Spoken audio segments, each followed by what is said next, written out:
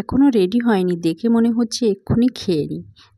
Hello বন্ধুরা, সবাই কেমন আছো? আশা করি সবাই ভালো আছো, আমিও ভালো আছি। কড়াইতে প্রথমে তেল দিলাম, দিয়ে দিচ্ছি কিছুটা পেঁয়াজের পরিমাণ বেশি দিয়ে দিলাম গোটা আদা, গোটা রসুন, বেশ একটু পরিমাণ মতো দিয়ে দিয়েছি। এখানে কোনো মাপের কোনো কিছু না, চোখের দেখাটাই মাপ।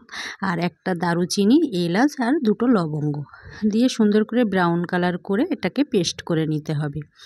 আর হ্যাঁ বন্ধুরা, সবাই ভালো তো আছো, আর লাইক যদি না করো তাহলে আর ভিডিও আপলোড করতে ভালো লাগে বলো? তার সাথে দিয়েছিলাম এখানে ছোট্ট এক টুকরো টমেটো। চাইলে টক দই পরে দেওয়া যায়, তো আমি টক দই দেবো না, আজ দেবো টমেটো। দিয়ে এখানে বাটাই পিষে নিতে পারো, আমি মিক্সিতে ব্লেন্ড করে নিলাম। আর এই যে কড়াইয়ে যে তেল ছিল ভাজা, আর তার মধ্যে আরেকটু সর্ষের তেল দিয়েছি। দিয়ে সর্ষের তেল যখন গরম হয়ে এসছে তখন তার মধ্যে দিয়ে দিচ্ছি মুরগি ধুয়ে রাখা চিকেন, আর কি মুরগির মাংস বলো আর চিকেন বলো, ধুয়ে রেখেছিলাম জল ঝরিয়ে রাখা সেই চিকেনগুলো দিয়ে সামান্য লবণ দিয়ে এখানে ভাজি করে নিতে হবে। যখন ভাজা মানে কালার চেঞ্জ হয়ে আসবে তখন বুঝতে হবে যে ভাজা কমপ্লিট হয়ে গেছে। আর যারা এতক্ষণ ভিডিও দেখছো, একটা ছোট্ট করে লাইক করবে আর কমেন্ট করবে কে কোথা থেকে দেখছো। এই যে আগে থেকে পেস্ট করে রেখেছিলাম যে মশলা, সেই মশলা এই যে মাংস ভাজার পরে দিয়ে দিতে হবে। দিয়ে নিলাম, দিয়ে কষাতে থাকবো। আর মিক্সচারের যে কৌটোটা সেটাকে কিছুটা জল দিয়ে আবার ধুয়ে সেই জলটুকু এখানে দিয়ে দিলাম।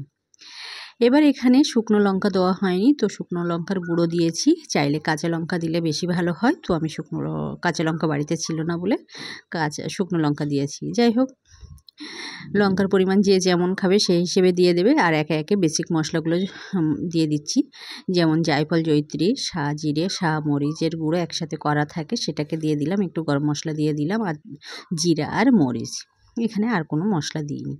যাই হোক, সব রকম মশলা দিয়ে কষাতে থাকবো কিছুক্ষণ। যখন দেখব মানে কড়ার গাত থেকে তেল ছাড়ছে তখন বুঝে নিতে হবে আমার কষানো রেডি।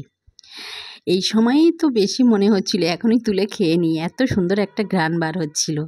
খুব মজা হয়েছে খাবারটা আর কি।